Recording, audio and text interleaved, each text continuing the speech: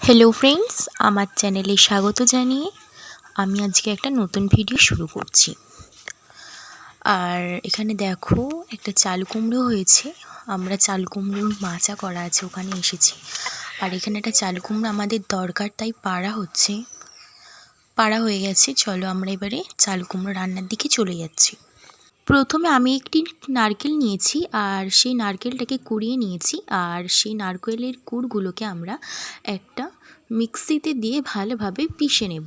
আমি দেখতেই পাচ্ছ আমি এখানে নারকেলের কুড়গুলোকে মিক্সিতে দিয়ে ভালোভাবে পেষার জন্য একটা বাটিতে তুলে নিচ্ছি, মিক্সার বাটিতে।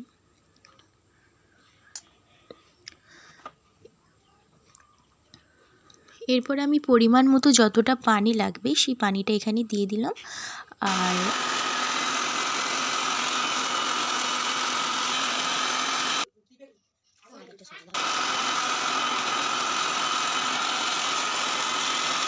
তো এবারে আমার বাটাটা পুরো হয়ে গেছে আর এটা আমি একটা পাত্রে ঢেলে নেব। এইভাবে আমি প্রায় সব নারকেলের গুড়গুলোকে বেটে নেব।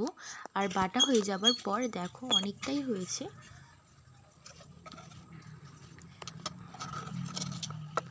এরপরে এই নারকেলের কুড়টাকে নারকেল থেকে দুধ বার করে নিতে হবে গরম পানি দিয়ে। দেখো এখানে আমাদের দুধ বার করার কাজ চলছে। আর ততক্ষণ আমি ওই চাল কুমড়োটাকে আমি যেটা পেড়ে নিয়ে এলাম সেটাকে আমি কাটতে আরম্ভ করে দিচ্ছি। আর আমার সুবিধার জন্য আমি এটাকে মাঝখান থেকে টুকরো করে কেটে নিয়ে 4 ফালি করে নিচ্ছি, যাতে আমার এটাকে কাটতে খুবই সুবিধা হয় আর অসুবিধা যেন না হয় তাই জন্য।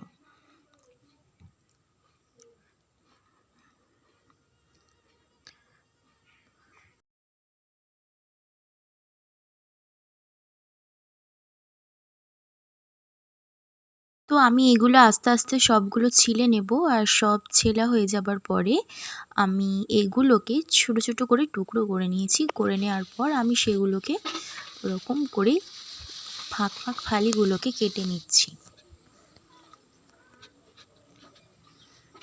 এইভাবে আমি সবগুলো কেটে নেব একটা একটা করে।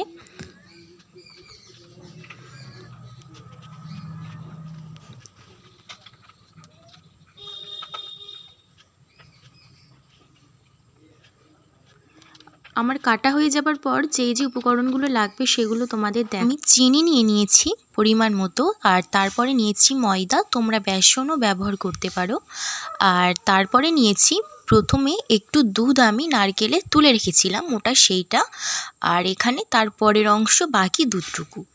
আর এখানে আমি আমড়া নিয়েছি। আর তারপরে আছে ফুরুলি, ছোটো ছোটো পিস করে আমি কেটে নিয়েছি। আর এখানে চাল কুমড়োটা পিস পিস করে কাটা আছে। এই সব উপকরণগুলো আমার লাগবে।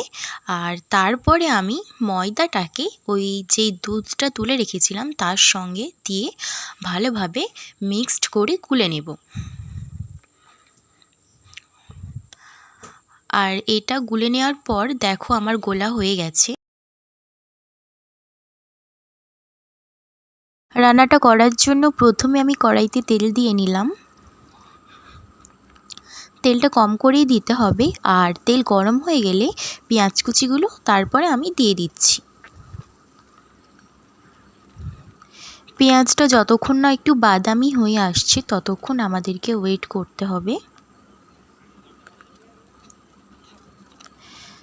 তারপরে দিতে হবে পরিমাণ মতো হলুদ গুঁড়ো। তারপরে আমরা যে আমড়াগুলোকে কেটে রেখেছিলাম সেগুলোকে দিয়ে ভালোভাবে নাড়াচাড়া করে নিচ্ছি।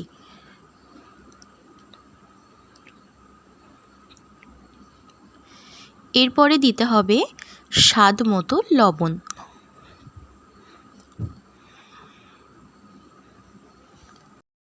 এরপরে আমি এখানে যে দুধটা নারকেলের বারো করে রেখেছিলাম সেটা এখানে দিয়ে দিয়েছি।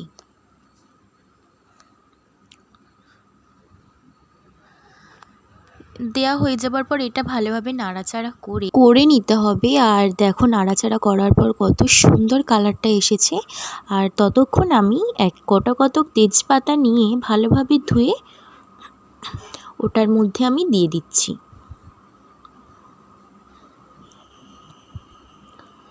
এরপরে এটা যতক্ষণ না ফুটতে আরম্ভ করে ততক্ষণ ওয়েট করতে হবে। আমি একটা ঢাকনা চাপা দিয়ে দিলাম।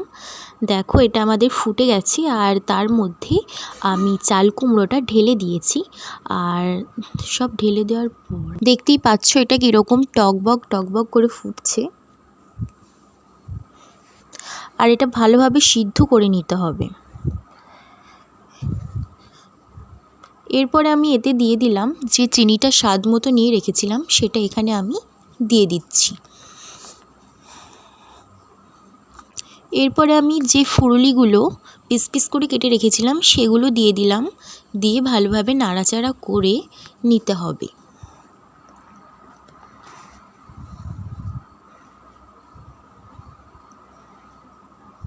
আর এখানে তোমরা দেখতেই পাচ্ছ চাল কুমড়োগুলো ভালোভাবে সিদ্ধ হয়ে গেছে। আর আমাদের যে দুধটা আমি তুলে রেখেছিলাম সেই দুধটা আমি দিয়ে দিয়েছি ওখানে।